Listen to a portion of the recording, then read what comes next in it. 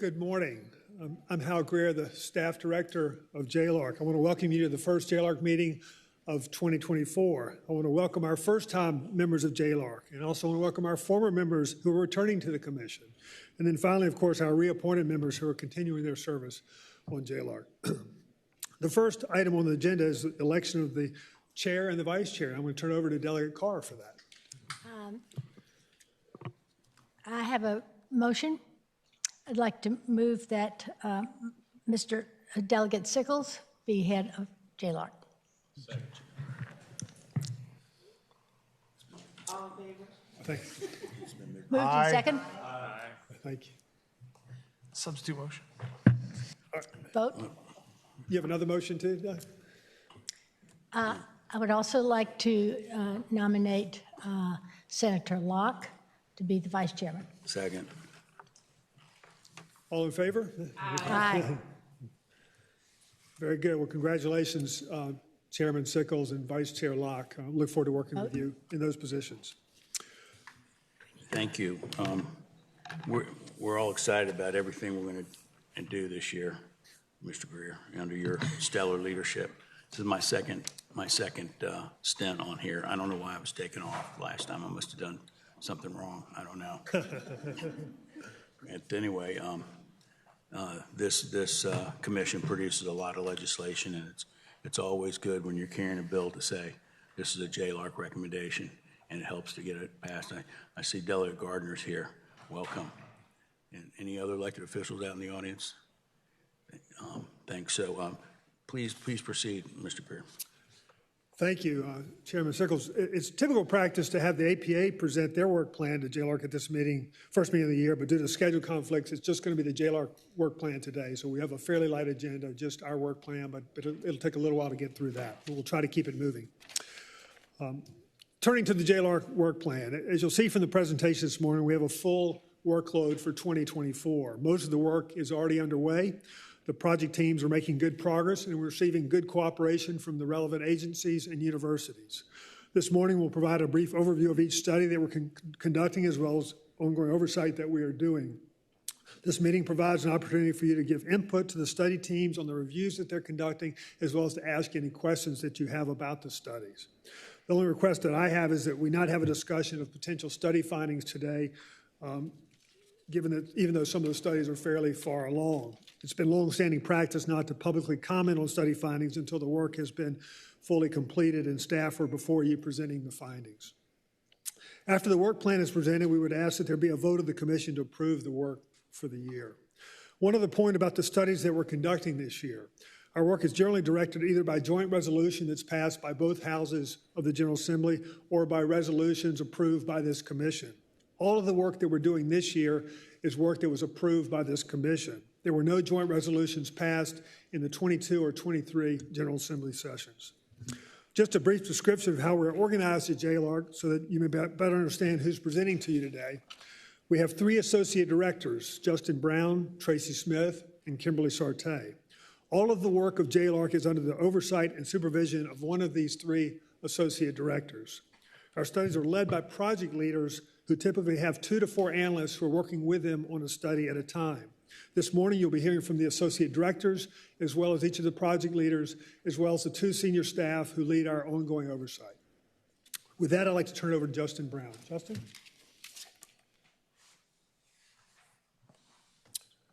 Thank you, Hal. Good morning, Mr. Chairman and members of the Commission. It's nice to see you all. As Hal said, my name is Justin Brown, and I'm one of the associate directors at JLARC. And as we go through this, for those of you that haven't seen it, the slides behind you are also on the screens in front of you, so that's probably easier for you to look at than what's behind you. This year, I have 3 major projects. The first one there is on transportation, and then there's 2 on higher education that I'm going to walk you through. So let's start with our review of several transportation-related topics. This is one that we're fairly far along with, and we're planning to present this to you in just a couple of weeks at the June meeting. So in November, the Commission directed us to review several items related to transportation, and this is a little narrower than some of the studies we typically get, but there was a lot of interest from members in certain transportation topics. So there were some concerns from constituents about the understandability and transparency of tolled roads in Northern Virginia. There's also some concern about whether a current P3 contract is making it harder to reduce traffic congestion in Northern Virginia, and specifically at a particular point along I-95 near the Occoquan Bridge. There was interesting us taking a look across the state's experience with managing P3s, those are the public-private partnerships, to see if there's any lessons learned that could be applied to the future. And finally, there's interest in looking at the current plan to reduce congestion and improve safety along the I-81 corridor and seeing whether the revenue that's currently earmarked for those improvements will be adequate. So just a quick items by way of background if you're not as familiar with transportation policy. As you might know, up in Northern Virginia, there's two types of tolls that are in use. There's flat fee tolls and there's dynamically priced tolls. And those dynamically priced tolls depend on a variety of things, but particularly the level of traffic congestion on that tolled road. So prices are obviously higher when the congestion is higher. The other thing, just by way of background, as of now, there's currently 10 P3s underway, and the majority of these, as you can see on the next slide, are up in Northern Virginia.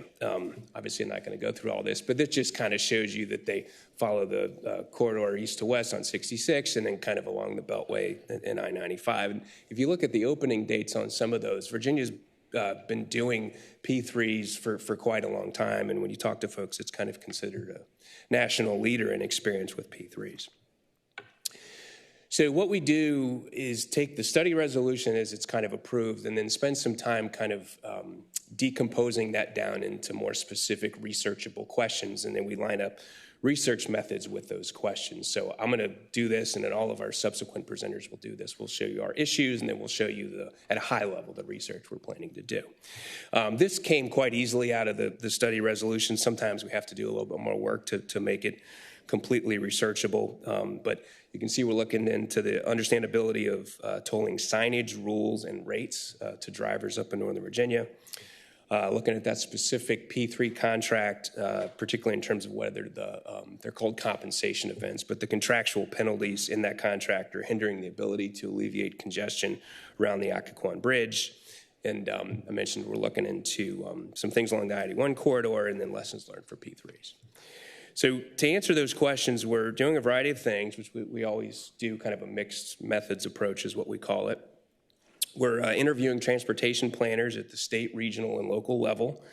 We're also talking to, there's some national consultants or P3 experts who specialize in these types of arrangements. So we're talking to them, we're talking to the private industry, and in P3 parlance, they're called concessionaires if they actually take one of these contracts. We're looking into best practices and requirements related to tolling and signage. There's a several hundred-page federal manual on signage requirements, so I have an analyst getting very familiar with that. And we've done something kind of interesting. We worked with VDOT to access Easy Pass holder information. So we're sampling a small percentage of those Easy Pass holders, and we're surveying them about these issues related to signage and tolling. And so we'll have information for you about that. We're looking at other states' experiences, and we're doing a pretty deep dive at the documentation on 81. There was a plan put in place, and there's some funding streams that are earmarked for that, so we're evaluating those as well. So that's the transportation project. I'll pause for a moment if there's any questions, Mr. Chairman. Otherwise, I'll bring up the next speaker. Does anybody have any questions for Mr. Brown? You know, Mr. Greer, we didn't take roll earlier. Do we need to take roll, or do you guys handle that? Okay. You can do, No, if someone just take note of who's here for. we can do that. Okay. All right, thanks. And another thing that I failed to do was there may be some people out in the audience that don't know these very famous people up here on the dais with me. And so maybe we'll go down the row and they can if you just tell the audience where you're from, that kind of explains maybe your outlook on this issue in particular. If we could start with Senator McPike. Thank you, Mr. Chair. Jeremy McPike, 29th Senate District, Prince William and North Stafford. And this is one of the issues we teed up last year as the chair of the study subcommittee for JLARC, and big impact to my constituents. Thank you. Thank you, Mr. Chairman. Delegate Lee Ware from the 72nd District. I live in Powhatan and represent a portion of Chesterfield and the counties of Amelia and Nottoway. Glad to be back with JLARC. Good morning, Delegate Sam Rasool, representing Roanoke and I-81. Betsy Carr, Delegate 78, City of Richmond. Delighted to be back here. I'm Mark Sickles from Southern Fairfax County. I'm on the Alexandria City border down to the Hilltop Wegmans.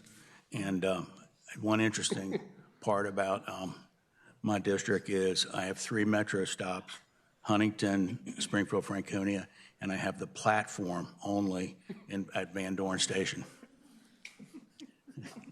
Thank you. Mamie Locke, representing the 23rd Senate District, all of the city of Hampton and part of the city of Newport News. I'm Creed Deeds, the 11th District. I live in Charlottesville, represent a district that runs from exit 99 to exit 143 on 64, and from the Greene County line to the James River at Lynchburg. I avoid Northern Virginia traffic whenever possible, but I'm on I-81, which is the NAFTA highway, several times a week. Charnel Herring, 4th House District, western part of Alexandria City and Bailey's Crossroads area. And Mr. Chair, I hate traffic. I'm Delegate Tony Wilt, represent the 34th House District, City of Harrisonburg, and a portion of Rockingham County that I-81 runs right through the middle of. Good morning. I'm Delegate Ann Farrell Tata. I represent the 99th District, which is the northeast part of Virginia Beach. My first time on JLARC, so it's nice to be here. Good morning, Marcus Simon from the lucky 13th District, which is Falls Church and surrounding areas. I live almost literally at the intersection of the 495 express lanes, the I-66 outside the Beltway express lanes, the I-66 inside the Beltway express lanes. And driving down here, I watched most of Prince William County I-95 was a parking lot because there were a couple of accidents in the express lanes themselves, and it had it gridlocked both ways. So interested to see how the study comes out. But, are there any questions about this topic? Are you Dr. Brown or just? I am not. I'm a regular person. Okay. Mr. Brown, I didn't want to insult anybody because I know there's a lot of PhDs over there. Okay, I've got a question for you. Most of the traffic in the morning on the Capitol Beltway is coming from Maryland into Virginia over the 2 bridges, and Maryland is a little resistant to the way Virginia plans highways. Are you planning to address that issue at all about how we deal with a different state that has different ideas than we do?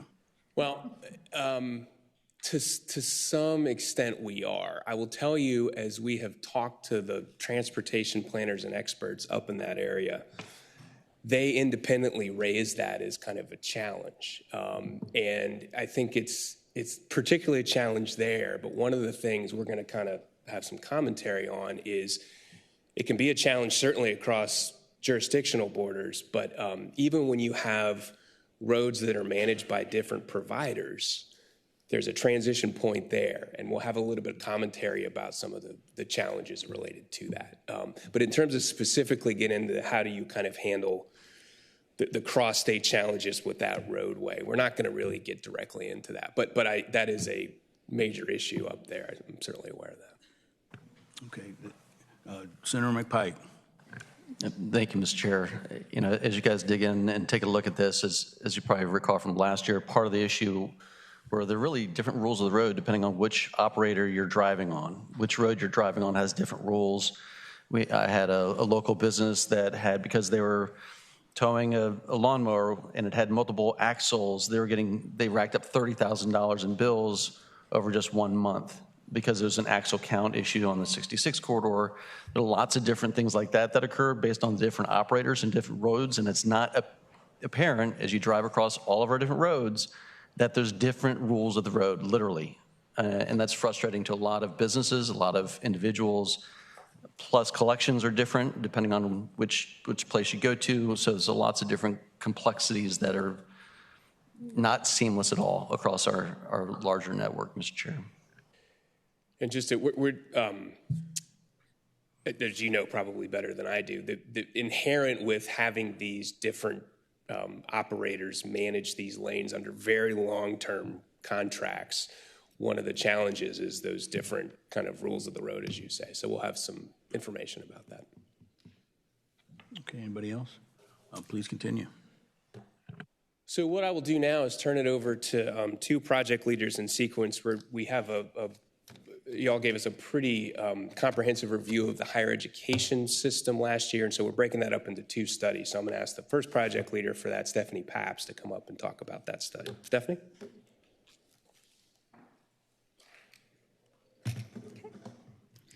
Great. Good morning, Mr. Chairman, members of the Commission. Morning, welcome. Thank you. In December of 2023, the Commission passed a resolution directing staff to conduct a broad-ranging study of public higher education institutions. The resolution directed staff to study many elements of higher education, including cost efficiency, staffing, enrollment trends, future outlook, and some other items. Because of the breadth of items included in the resolution, staff have divided it into two separate studies, one on outlook of the higher education institutions and one on costs and staffing. We'll brief the first of those studies, the outlook study, to you in September of this year.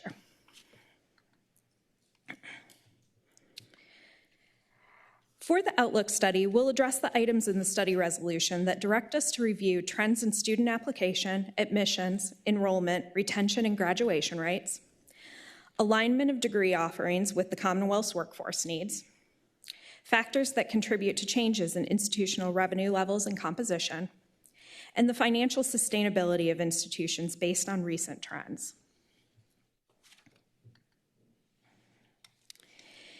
Beginning around 2001 or 2002, nationally and in Virginia, higher education experienced a decade of enrollment growth. That growth peaked around 2011. Since then, enrollment has declined.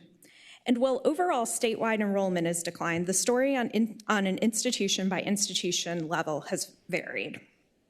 10 out of 15 institutions experienced enrollment declines during this period, while 5 experienced growth.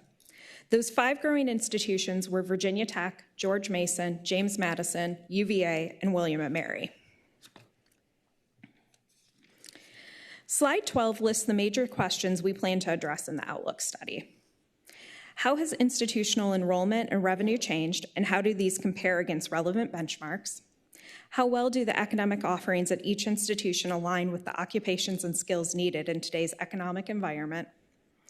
Which institutions, if any, may face sustainability challenges based on enrollment, revenue, and other trends? And how, if at all, should the state assist institutions facing sustainability challenges? Slide 13 lists the research activities we're planning for this study, which include interviewing institutional staff as well as experts and stakeholders about higher education trends and their implications, analyzing data and enrollment, revenue, and debt, comparing workforce data to academic programs, and evaluating metrics to identify institutions facing sustainability challenges. Mr. Chairman, I'd be happy to take any questions. That's a full plate. I hear about this issue a lot from the smaller schools that are, without exception, I think, losing enrollment. Does anybody have any questions here? Delegate Rasool. Thank you, Mr. Chairman. Just in your study issues, what would be interesting to consider is, part of this decline we might consider a good thing if part of it is attributable to more students taking dual enrollment and concurrent enrollment courses, and that therefore only needing to enroll for a period of a couple of years in a traditional, because this is limited to the 4-year institutions. And so it'd be great to see that impact reflected as we're thinking through it. Thank you so much. Nobody else? Yes. Yep. Thanks, Mr. Chairman. Yep. Senator Eben. Thank you. I assume that you're including in here, maybe it's just a given, that you're including population and demographic trends in terms of the available pool of students and how that's changing or forecast to change? Yes, Mr. Chairman, Senator Eben, we are looking into the different factors that are impacting the changes in enrollment, including those demographic changes. Thank you. Anybody else? Okay. Please continue. Yep. Okay. Mr. Chairman, I'll hand it off to Joe McMahon, who's leading the higher education cost and staffing study. Good morning. Welcome. Good morning. Thank you, Stephanie. Good morning, Mr. Chairman, members of the commission. She said, I'm Joe McMahon. I'll be leading the second higher education study that covers higher education spending, staffing, and student costs. We plan to present this report at the October briefing. We'll be covering the remaining items from the December 2023 study resolution, which include analyzing costs across each spending category at institutions and identifying factors that are driving those costs. We're directed to estimate the cost to educate an undergraduate student. We're also directed to assess institutional debt and debt service levels. We'll be identifying major factors contributing to the changes in cost of attendance, and we'll be looking for ways to reduce the cost of higher education. At the most basic level, spending by higher education institutions greatly impacts the cost that students and families pay through tuition and fees. Since 2002, Virginia's public four-year institutions have increased tuition and fees more than the national average, although that trend has slowed in recent years.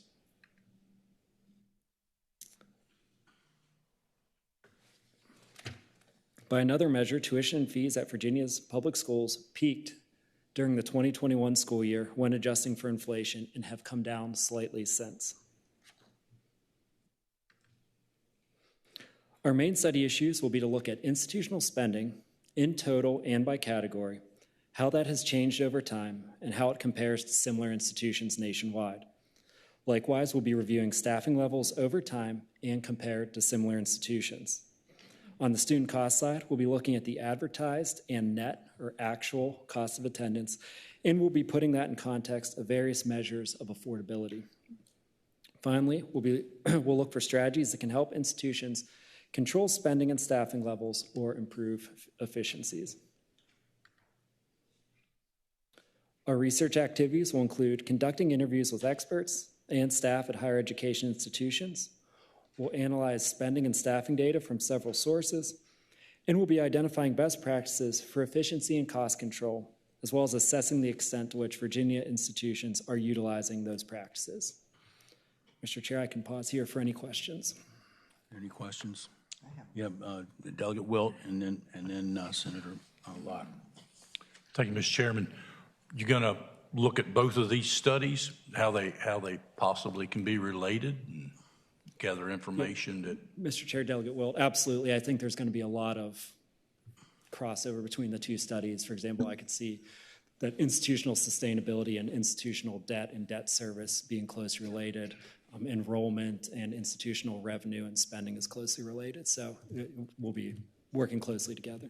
And just, Mr. Chairman, if I might, the part of the reason why I'm supervising both of them is we're doing what Joe said, and then we're really trying to reduce the data collection burden on the institutions by kind of centrally deciding what the teams can share, and maybe one collects information from the institutions and both teams use it. So there's definitely a relationship there, and they'll be reported out back to back. So we'll be very mindful of that because they're related. You're right.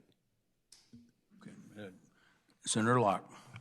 Thank you, Mr. Chairman. As you examine tuition costs, will you also be examining the impact of tuition waivers? The impact of tuition waivers? Mr. Chairman, Madam Vice Chair, yeah, part of the student cost side, we'll be looking at affordability, and one of those things is family expected contributions and how well that or not well that's being met by the various institutions, so the various types of financial aid being provided. It won't be a full in-depth look like a couple years ago with our financial aid study, but that's absolutely something we'll be including.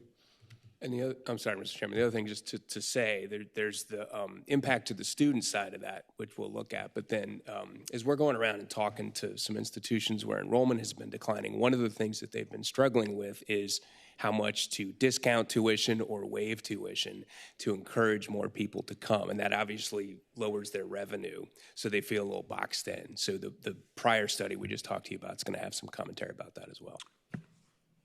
You good? Senator Deeds. I think the point that Senator Locke was making, we've just had to deal in this budgetary cycle with the military waiver issue. And I want to know how much you're going to be looking at that specifically and what sort of information you're going to give us to help us or better inform our decisions down the road on that.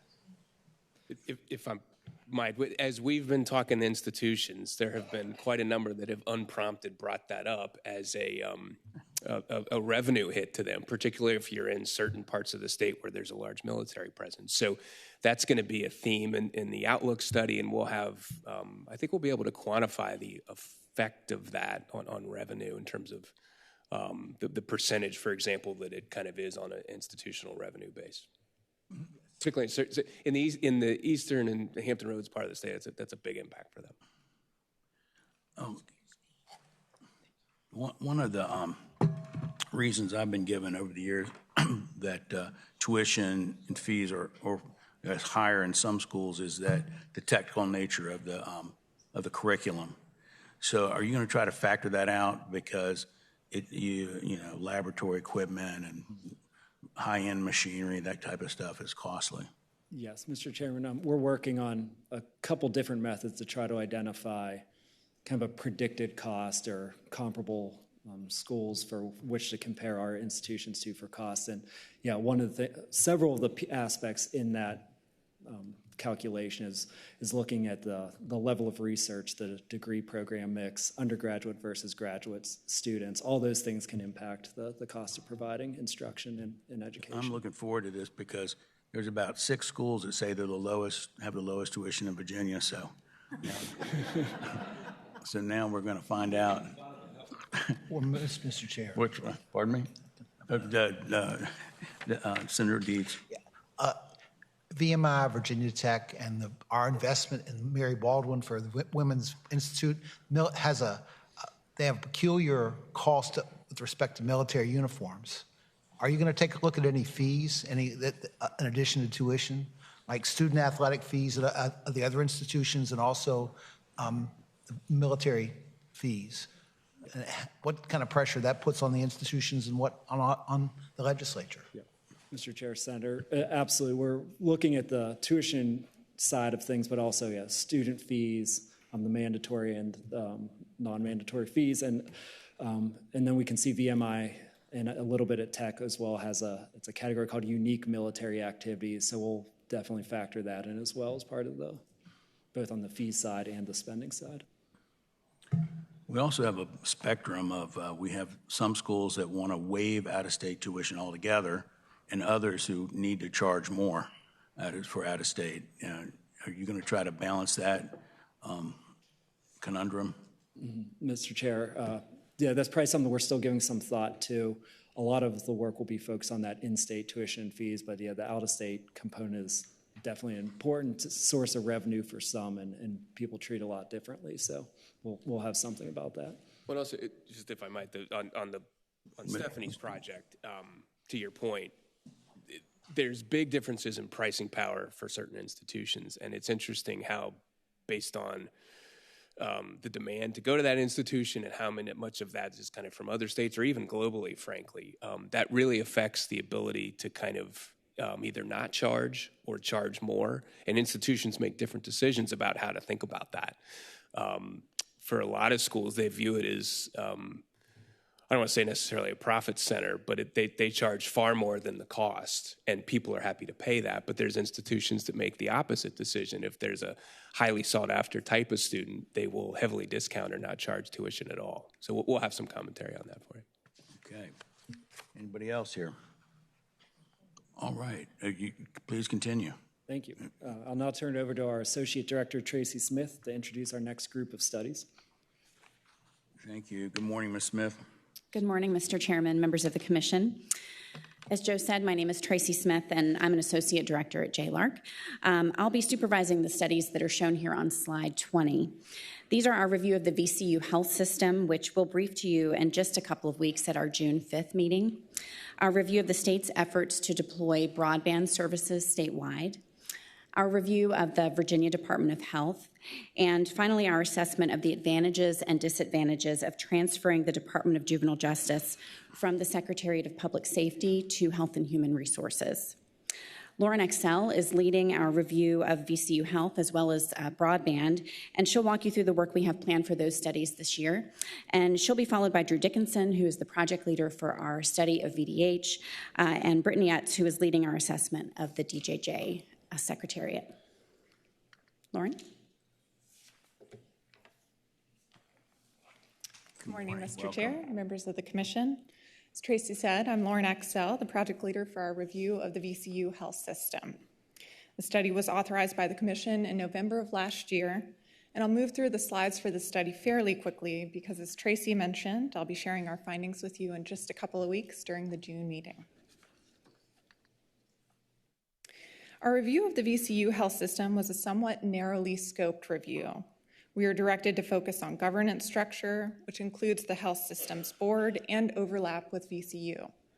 We also looked at the health system's capital project process. To give you some background on the health system, it provides a large volume of inpatient and outpatient services in Virginia and serves a relatively high proportion of low-income patients. Importantly, the health system is a legally separate entity from VCU, but it is statutorily required to support VCU's health sciences programs. One of the reasons this study came about is because of the high-profile Clay Street capital project that the health system started in 2021 and then canceled at a cost of about $80 million. That project highlighted some issues with the health system's capital process and governance structure, which are the areas we focused on in our research.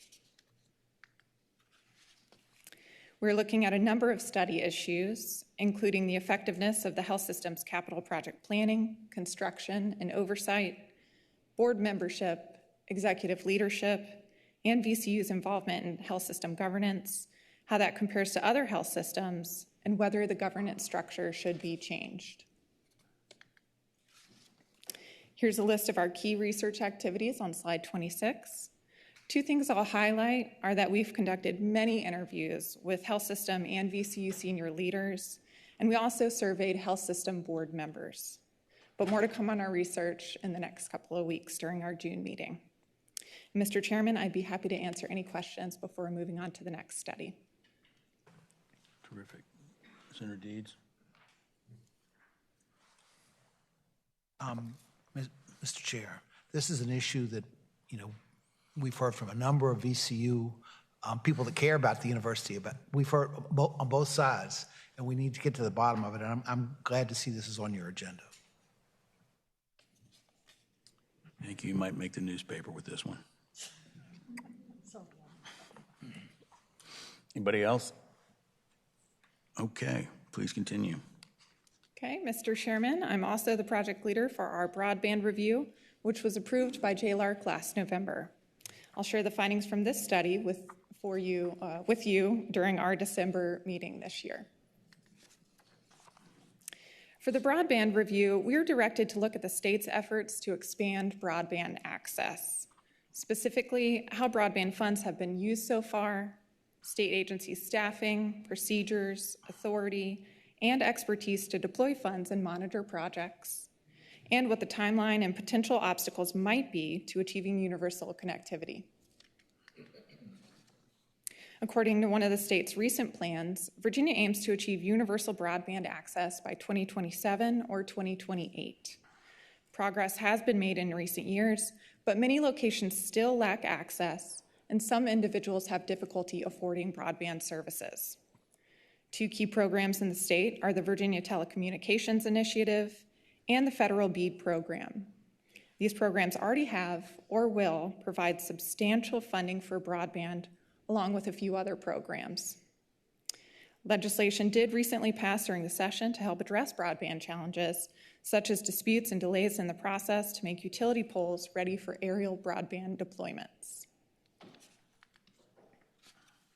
Our key study issues for this study are how effectively the state has allocated and overseen broadband funding allocations, whether the state has sufficient policies, resources, and oversight to deploy the large influx of federal BEAD funding, and whether the state's universal connectivity goal is realistic and how it can be met. Here's some of our planned research activities on slide 31. There are a number of entities involved in the state's broadband efforts, so we will be speaking with state representatives from DHCD and the SCC, federal government staff familiar with the BEAD program, local government staff, and also the internet service providers, electric companies, and other utility providers that have a role in broadband services. Mr. Chairman, I'm happy to answer any questions on this study. Okay. And there's another controversial topic. Delegate Ware. Thank you, Mr. Chairman. The deadlines that are at the federal level on this are obviously a major factor in what can be done, what should be done. I assume that that too will be part of the study as you review. Mr. Chairman, Delegate Ware, yes, we certainly will be looking at the federal timelines for that funding and when it needs to be used in the state. Thank you. Do you have any commentary on what we just put in the budget that just passed on May 13th?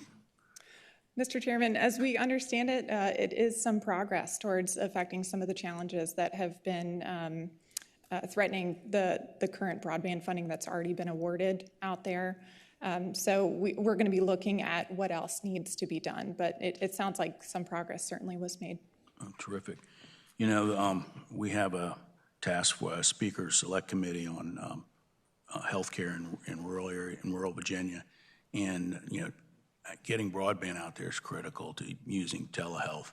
You better employing telemedicine, and we're going to have to do that because we don't have providers out there in many remote corners of Virginia, small town Virginia, and so this is really important for more than just commercial reasons. That's my 2 cents. Anybody else?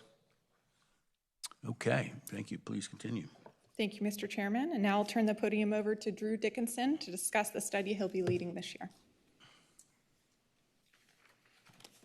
Morning, Mr. Chairman, members of the Commission. My name is Drew Dickinson. I'm the project leader for our review of the Virginia Department of Health this year. We plan to brief the results of our study to you in November. This study comes from a commission resolution that was approved last November. And the resolution directs us to review the operations and management of the Virginia Department of Health, including the agency's staffing structure, its spending on its administrative functions, and the adequacy of the agency's IT systems and staffing. It also asks us to review the VDH-administered nursing pipeline programs. As a bit of background, unlike most other types of services in Virginia, the state directly administers public health programs in most localities. The Department of Health does this through its 32 health districts and 114 health departments. The agency has a broad range of responsibilities, including detecting, preventing, and mitigating communicable diseases, inspecting restaurants and healthcare facilities, regulating drinking water and sewage facilities, and maintaining the state's system of vital records. VDH is heavily reliant on federal funding, but the agency has among the most numerous funding streams of any state agency. VDH is also among the largest state agencies, with about 3,300 staff, about a third of whom work in central office. This slide just gives you an overview of the structure of both the central office and the VDH-operated health districts and departments. It's worth noting that given the agency's broad mission, wide geographic presence, large number of staff, and complex funding streams, it is critical that the agency's central office management and support functions are performing well. As part of our study, we'll be focusing on the following questions. Is VDH Central Office adequately staffed, structured, and managed? Does VDH effectively support districts and health departments in their hiring and personnel management needs? Does VDH have adequate processes and capabilities to effectively and efficiently manage its funds? Does VDH have adequate and secure IT systems? And how well does it plan for future systems? And are VDH's healthcare worker pipeline programs effectively administered, and how effective are they? This slide just summarizes some of our planned research activities. They include interviews with staff at VDH and at other state agencies, a survey of VDH staff, and analyses of VDH spending and revenue data. And Mr. Chairman, that concludes my brief remarks, but happy to take any questions. Thank you. Thank you, Mr. Dickinson. Senator McPike. Thank you, Mr. Chairman. Just one quick question. You indicated most areas are covered. Obviously, there are some localities that run their own health departments. Are those integrated into the study, or how do you plan to handle those? Mr. Chairman, Senator McPike, we plan to reach out to those to get their perspectives as part of the study and also understand how the central office interacts with them. So they're definitely a part of the study. Anybody else? Senator Servell has a resolution or a study of the response to the pandemic and what we need to do. So I surprisingly got put on it last month and went to a meeting the other day. Seems like a lot of stuff they're working on would be relevant to what you're working on. Are you talking to their staff at all? Who's ever staffing that? I think they hired a consultant. Yeah. Okay. Mr. Chairman, we are very aware of that, the Pandemic Joint Subcommittee, and we'll definitely stay apprised of what they're doing. I think they're primarily focused on the response and how the state did in terms of responding to the pandemic, lessons learned, and we'll have a focus on, in terms of spending on COVID funding that VDH received, have some information on that. But I think this focus is really, our study is really focused on the VDH as an organization, how it's managed, and particularly with those support functions. But we'll definitely make sure that we speak to staff of that and stay apprised of the work of that subcommittee. It was quite a shock to the system that you think the pandemic, because we don't pay attention to this agency very much, and then all of a sudden we have this worldwide pandemic they're responsible for containing. Mr. Chairman, great point, and just having the budget doubling, getting resources, is definitely probably put a strain on some of their support functions. Mr. Chairman, if I might, I would say, in terms of the impact of the pandemic on VDH, this was a study that we actually had considered bringing before the commission earlier than we did, and part of the reason that we decided not to was because we felt like it was too close to the pandemic. Really wouldn't be a fair assessment of the agency's performance given the impact of the pandemic on the agency's staffing and on its management. We felt this time that really enough time has passed to do a fair assessment of how well run the agency is. And so we are certainly being mindful of the impact of the pandemic, and if it is continuing to impact negatively the agency and its management, but we're also looking at aspects that are aspects of the current environment that are not related to the pandemic that might be affecting the agency's management and operations. Sure. If I can follow up, I think we've put substantial resources into IT, to increasing their IT over the time we got the federal money. Have you noticed any improvements with the systems? Or are they still in the process of purchasing and upgrading? Mr. Chairman, that is part of the kind of COVID funding that they got, and it's my understanding that they're in progress right now, but we'll certainly have the information as up to date as possible on the status of all of those projects. Okay, thanks. Mr. Chair. Delegate Rasul. Mr. Chairman, one thing that would be interesting is to consider is also the interagency work that happens. For example, some water impacts go through DEQ, some go through VDH. We also have a number of different programs that we funded, health programs that we funded through Department of Education. Some are coming through health. So just trying to figure out where to house those programs as we move forward. Thank you. Anybody else? Senator Locke? Thank you, Mr. Chairman. One of the issues that did come up as a consequence of the pandemic, and it probably existed before then, was with the local health districts and the lack of an agency head in those districts. And part of the issue had to do with the fact that the agency head had to be a MD. So we passed legislation dealing with that and said that it didn't necessarily have to be an MD, that it could be someone with a doctorate in public health. But we don't know that that has been implemented. So will you all be looking into that as a part of this study? Well, Senator Locke, there's a, Mr. Chairman, Senator Locke, that has been implemented, and it's my understanding it is helping actually, that change the legislature made has been helping to hire new health department district directors. And so we can provide some commentary on that and look at that in our review, but it's my understanding that has helped with that specific staffing challenge. So. Follow up. Mr. Chairman, if I might, I would say we're also going to be surveying the local health department staff. And so, Senator Locke, that is one thing we can be sure to ask about, is the extent to which that requirement has been put into place and its impact on staffing and leadership. So we can be very specific in asking about that and report back. Thank you.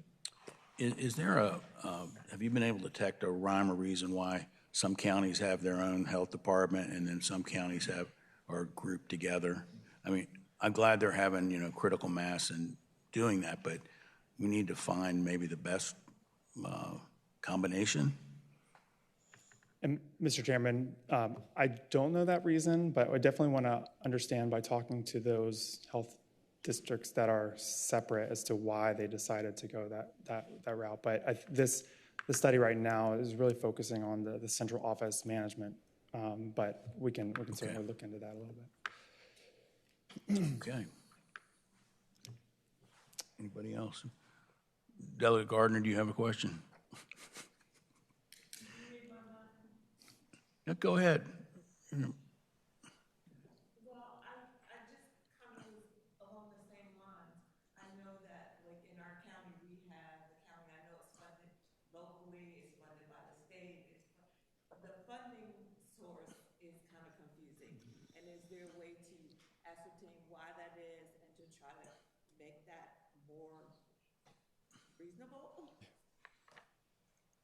Mr. Chairman, I think that's a good question, and I think what we can do is talk to the Joint Commission on Healthcare. They did a recent review of local health departments and the structure and the funding, and so I think we can follow up with them to see if they have any perspectives on that in terms of the funding model.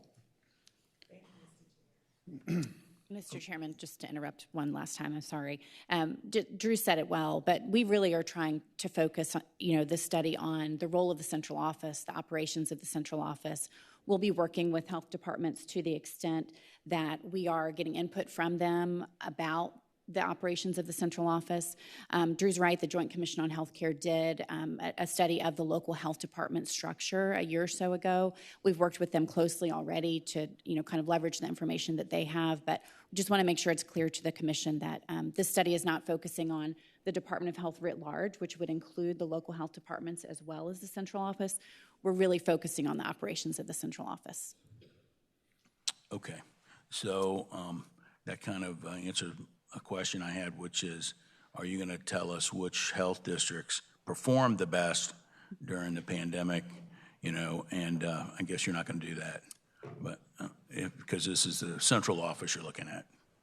Mr. Chairman, we'll have some commentary on some staffing issues maybe at those local health districts and departments, but that's a great question that I would like to answer, but I think there's enough work to be done. If one of the health districts did a really good job, why did they do a really good job? What sets them apart from others? And for the members who don't know this, it's said in this package, but this is almost a federally funded agency. And I think over the years, the General Assembly doesn't pay as close attention to agencies that are federally funded like this one, as close as we should, perhaps.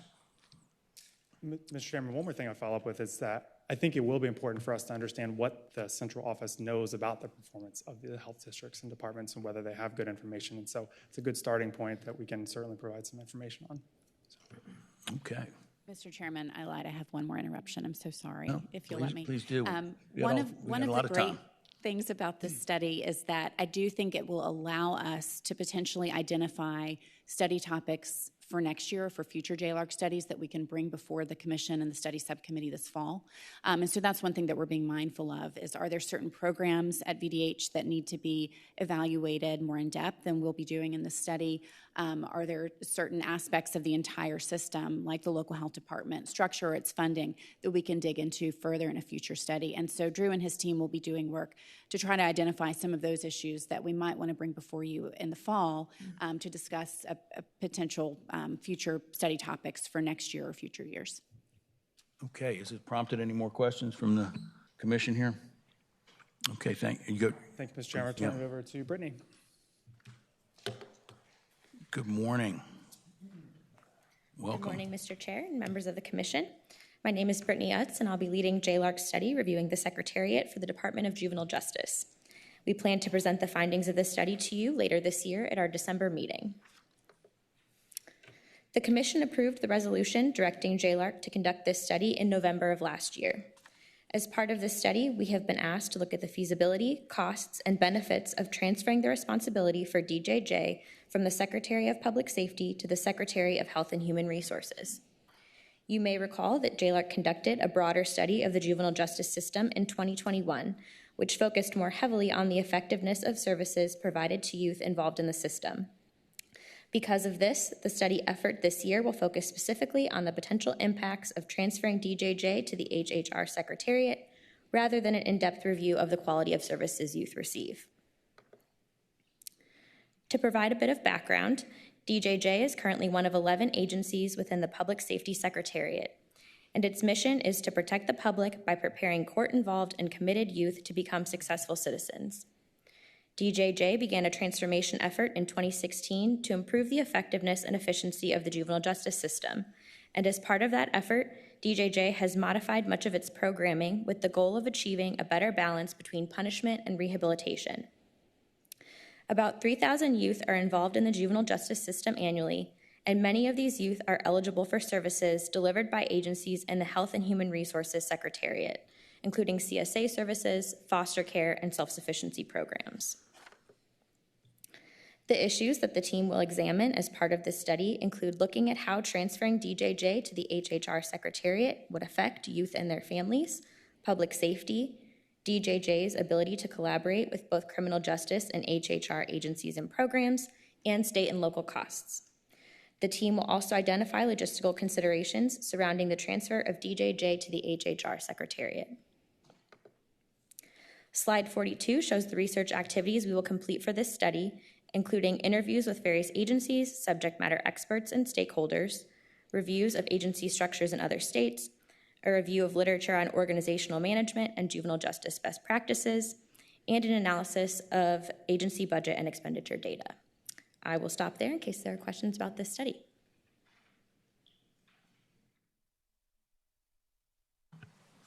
Okay, please proceed. Thank you. I will now turn things over to Kimberly Sarte.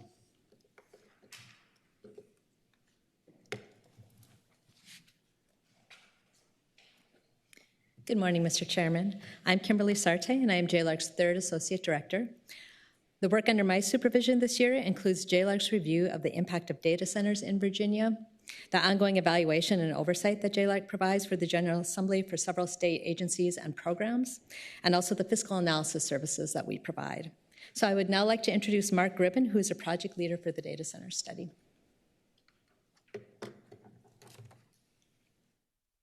Good morning, thank you. I will briefly cover the data center study, which will be presented to you this December. Last December, the Commission passed a resolution directing staff to conduct a broad study of the data center industry in Virginia. The many aspects to be covered are summarized here, and in a moment I'll show you how they translate into our study issues. As many of you know, Virginia is the global leader for data centers. Northern Virginia, mainly Loudoun and Prince William counties, have the highest concentration of data centers in the world. NOVA is that bar on the left. I know that writing's a little small. According to this recent industry report, Northern Virginia's closest global competitor is Beijing, which still trails substantially. NOVA's closest domestic competitors, including Silicon Valley, are only about 1/5 of its size. The region is expected to maintain its industry lead because it also remains one of the fastest growing data center markets in the world. Although you don't see the other Virginia markets on this chart, it's important to know that the data center industry is also expanding throughout the state. So far, most of that growth has been in the Piedmont, Central Virginia, and South Side regions.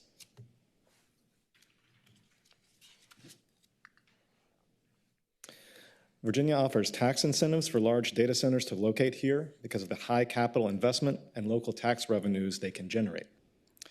Virginia's sales tax exemption was valued at $903 million in fiscal 23, according to VEDP, and it's the single largest economic development incentive that the state offers. Although the state has historically encouraged data center development, there are increasing concerns about the industry's impacts. Data centers use enormous amounts of energy, and industry growth could drive the need for new power plants and transmission lines. This could affect the rates that all Virginians pay for electricity and the state's ability to meet its renewable energy goals. Local communities, especially in Loudoun and Prince William, have raised concerns about the noise and visibility of the new hyperscale data center facilities that are now being built, sometimes in close proximity to residential areas. Community and other groups across the state have also raised concerns about how data center development can impact Virginia's natural, agricultural, and historic resources. As directed in our resolution, we'll be looking at the following study issues. How is the data center industry evolving and expected to grow, especially in Virginia? How is industry growth expected to affect energy needs and costs, and how can these impacts be mitigated? What are the local community impacts of data centers, and how can negative impacts be minimized? How do data centers affect natural, agricultural, and historic resources, and how can those impacts be minimized? What are the economic and revenue benefits of data centers, and how do they compare to costs? And how competitive is Virginia in attracting data centers, particularly outside of Northern Virginia, and what factors may affect future competitiveness?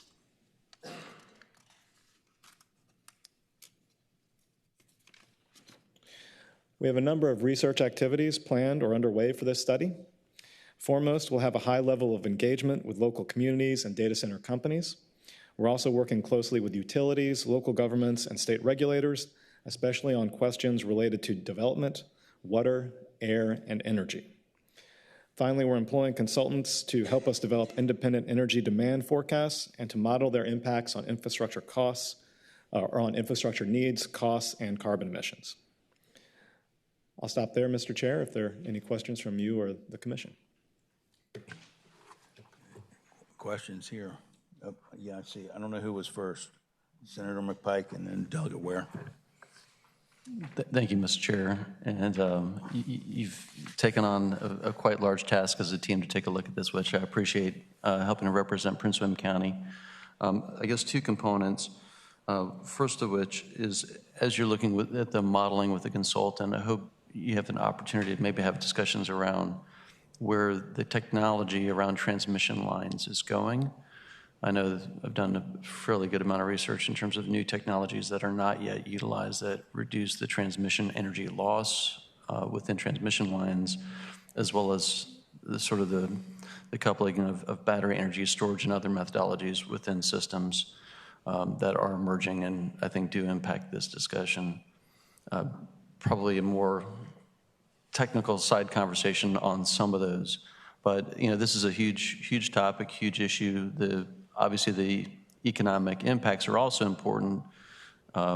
We do exports now because we prefab parts of data centers and actually export them elsewhere. We know that there are fabs in steel and precast concrete that come from all parts of Virginia now. And so this is not just a Prince William or Loudoun economic issue. There are all parts of the Commonwealth that have different parts and components now. So hopefully as you look at the economic impact, those regions are identified. And lastly, Mr. Chairman, certainly Loudoun and Prince William, have been, in the struggle of having this economic development occur and finding the right balance. And some of those ultimately will be local decisions issues. It's dependent on us in terms of how we provide what is the right answer or what state level guidance can we provide that help fit the right without necessarily killing a really important national industry. of which is also one that is important to national security as well. So there's a lot of different interfaces that happen with this topic. So I appreciate the staff's starting to look at it, and we know it's a major, major topic. Thank you. Do you have any comments on Senator Pike said? Mr. Chair, Senator McPike, just to go through those, we are in the middle of a procurement for the modeling services. So part of that is discussing what the models are capable of. I know on the generation side that they're definitely capable of selecting future technologies. We'll have to get into that a little bit more on the transmission side. In terms of economic impacts, yes, we will be looking at all the economic impacts, direct and indirect, across the state, so that should be captured. And finally, yes, the state, if and what state role there should be as part of our mandate, so we'll be looking at that. Doug Ware. Thank you, Mr. Chairman. On slide 47, I'd highlight the question, the interface between the growing energy use and costs and so on, and our ability to meet renewable energy goals, the dramatic increase with AI and other elements that will lead to gigantism in the data centers, as I understand, I think is going to have the ordinary citizen is going to see that more and more. They may not immediately see the energy policy questions, but to the extent that you can identify where we are on that and what it will portend for the future, that will be important for us. Mr. Chair, Delegate Ware, yes, we will be looking at that. That's one of the things that we're going to, if you've been following this issue, you'll know that there have been several public forecasts. I'm not disclosing any secrets here, that demand for data centers is expected to grow pretty much exponentially. And so one of our tasks will be to have an independent modeler develop our own forecast to see what we come up with, and then to try and convert those into the cost impacts on ratepayers. Thank you, Mr. Chairman. Anybody else? Maybe people have heard me say this before, but I have a data center going up in my district, just right outside the Beltway, that was not controversial at all, and it wasn't controversial, but they tore down 2 brand new office buildings that have never been occupied. That's how valuable it was to build an Amazon Web Services facility there, and it was a perfect place for it, actually, you know. So we need to find more perfect places in Virginia that are close to power and that can be shielded from the public, and it's going to be a challenge for everybody to do it because, you know, I don't think we want to give up on this industry. If you read the newspaper, the tax rates in Prince William and Loudoun are much lower than they are where I live, and parts of that, there's other reasons for that, but the data center industry is providing a lot of money to these local governments that they use for K-12. Senator McPike. Sorry, Mr. Chairman, one more follow-up. One important context to the demand of generation and power supply is also there are some folks that have sort of speculatively bought land for data centers and submitted load letters, which are building into models, even though a data center is not going to be built there. And so as you build out the models, parsing out sort of I think Dominion and other providers are starting to understand that dynamic. But when someone's put in for X megawatts of power, the likelihood of that site ever developing may not come to fruition, but it's within their demand calculations and projections. And so as you look through the data, that's also important thing to sort of parse out. The other component is obviously the timing of decade or 15 years, what those sort of spread demand load letters look like. So thank you, Mr. Chairman. Thank you. Well, you're not doing anything controversial this year over at JLARC. That's a good thing, I guess. Continue? I was going to turn it over to our next speaker unless... Oh, no, that's great. That's good. Next speaker. Thank you, Mr. Chair. I'll turn it over to Ellen Miller. Good morning, Ms. Miller. Good morning, Mr. Chair, members. My name is Ellen Miller, and I'm the lead analyst for JLARC's ongoing evaluation of economic development incentives, which we were assigned to do back in 2016. We release 2 reports each year. The first one is an in-depth evaluation of a group of usually about 9 or 10 incentives. This year, we're actually tackling 17 incentives. They are the state's custom performance grants that are offered to large projects that don't meet the requirements or budgets of existing grant programs. Some of you are members of the MEI Commission, and that commission is charged with giving initial approval of these grants.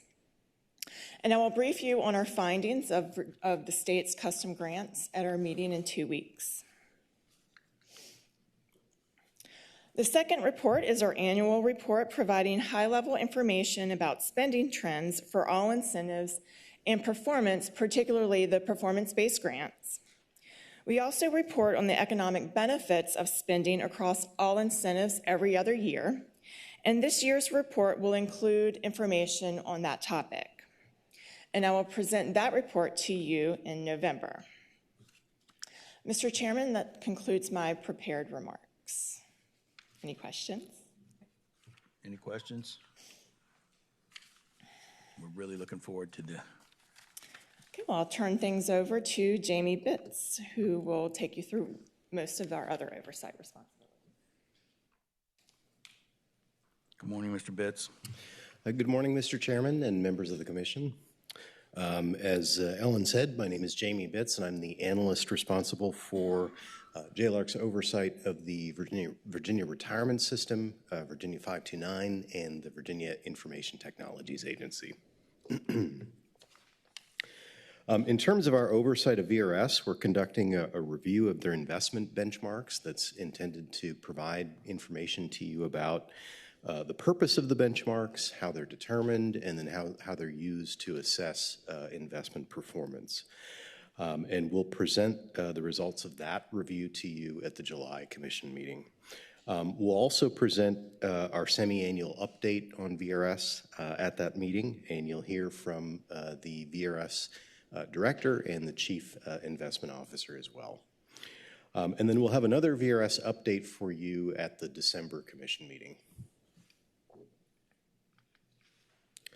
In terms of our oversight of Virginia 529, we're doing a similar review of their investment benchmarks, and we'll present the results of that at the July Commission meeting as well. We'll also present our biennial oversight report on Virginia 529 at that meeting, and you'll also have an opportunity to hear from their Chief Executive Officer and their Investment Director. And then finally, we are reviewing the risk-based capital model that Virginia 529 is using. They're using that model to help determine the amount of actuarial surplus funds that is available for other higher education uses, and that money is in the Defined Benefit 529 Trust Fund, which has a substantial surplus and very high funded status. And so we're hoping to present the results of that to you in July as well. In terms of our oversight of VITA, we'll present an update to you at the September Commission meeting, and you'll also hear from the state's Chief Information Officer at that meeting as well. And Mr. Chairman, that concludes my remarks, but I'm certainly happy to answer any questions about that portion of our work plan. Senator Abbott. Thank you, Mr. Chairman. I saw on the slides that you also do the racial and ethnic disparity studies of proposed criminal justice legislation when they're requested. And I was just wondering, do you recall offhand what ones were conducted this past session? Mr. Chairman, Senator, Kimberly Sartay is going to talk about that in a moment, and okay. I can. Sure. Yeah. Thanks. Thank you, Mr. Chairman. Good transition. Anybody have any questions for Mr. Bitts before he leaves? Okay. Kimberly. Yes, thank you, Mr. Chairman. This is when we were going to hand it off anyway.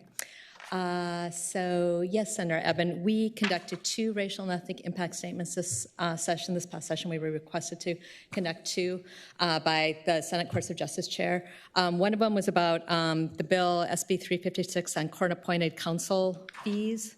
Or fees for court-appointed counsel. And we did find that there was disproportionality, or that would result in disproportionate impacts. Basically, that bill would benefit defendants because the thought was it would more attorneys would be willing to serve in that role because they would be reimbursed more. But we found that that bill would disproportionately affect Black persons because a higher proportion of Black defendants are represented by court-appointed attorneys. And then also, if you are found guilty, you need to pay back your court costs. And so that also would disproportionately affect Black defendants. So that was the first bill. The second bill was SB 427, and it was a petition for sentence modification, or also they were called, I think, second look bills during the session. And it was that those bills would allow, under certain circumstances, individuals that were incarcerated for longer-term sentences could petition for basically a reduction in their sentence. And we also found that that bill would have had disproportionate racial and ethnic impacts because, again, Black inmates were 3.3 times more likely to be eligible compared to their distribution in the population for what that bill would have allowed. And they were also 1.2 times more likely to be eligible for the benefits of that bill compared to the inmate population. Thank you. you. Those were the two bills. Any more questions? Do you have a further presentation? Sorry? You have further presentation? Yes, I have a few more things. So just to, I guess for the newer members of the commission, I can briefly touch on this. So for several years now, JLARC has been providing racial and ethnic impact statements, and they assess the impact on racial and ethnic disparities that could be created by proposed criminal justice legislation. And as I mentioned this past session, we conducted the two that I just described. JLARC also provides a number of fiscal analysis services for the General Assembly. We provide several annual reports related to the state's finances, which are listed here, and Ellen Miller is the lead on several of these reports. You'll be hearing more about these in the fall. We also provide fiscal impact reviews, and the most common are the second opinions on the fiscal impact of proposed legislation that we provide during the session. These must be requested by the chair of the committee where the bill resides. We provided 2 fiscal impact reviews during the most recent session, one of which was requested by one of our new members, Delegate Simon, in his role as House Public Safety Chair. And Mr. Chairman, I'm happy to answer any other questions about our JLARC's oversight or ongoing fiscal analysis responsibilities. Ms. Sarte, on the previous slide, you mentioned the Virginia compared with other states. I actually used that little pocket guide yesterday. It's something I was doing. So 2024 won't come out until this January. 2024 is already out. We just we usually they come out right during the session. Oh, yeah. We can get you a new one if you don't have it. Oh, I need an updated one. Okay. We'll get you. Yes, we try and issue them right around the time of the session, and so 2024 is out. 2025 will be out prior to the next session. Okay. Well, don't tell my constituents that. I was given 1-year-old data. Okay. Have we have more questions? Mr. Greer, you're going to sum up? We're almost done here, Mr. Chairman. The next slide just shows the calendar for the year. You've heard when we're going to be presenting these different studies. Just to alert you that June is a full agenda. We're bringing to you the VCU health study, also our transportation study, as well as our custom grant study. So a lot to bring to you in 2 weeks, just coming up. I did want to just take a minute to talk about the study resolutions that were passed this session. House Senate Joint Resolution 17 directed us to look at legislative compensation. Also, HJ 38 directed us to study the scope and cost. Page ahead. HJ 76 directs JLARC to review the community impact of gun violence. So both of those studies were directed by this past session. We will begin work on both of these studies later in this year. There were also 2 other studies that were referred to us from House rules for consideration by the Commission. One was HJ 12, which is to look at the impact of large solar farms, and then HJ 38 to look at the scope and cost of the laws that provide for the penalty of felony for drug possession. So past practice has been to convene a study topic selection subcommittee in the fall to consider studies for the upcoming year. It would certainly be appropriate for that subcommittee to take a look at these 2 referred bills as possible studies for next year, if you want to follow the practice of having a fall studies topic selection subcommittee as we've done in the past. At this point, I would ask the Commission to approve the work plan for the year. Okay. This is quite a lot to do this year, and our previous commission really set this up, and this commission is going to work on, what we want to do next year. Is that right, Mr. Greer? That's correct. Okay. So we will entertain a motion to approve this workaround. Second. It's been moved by Senator Deed and seconded by Delegate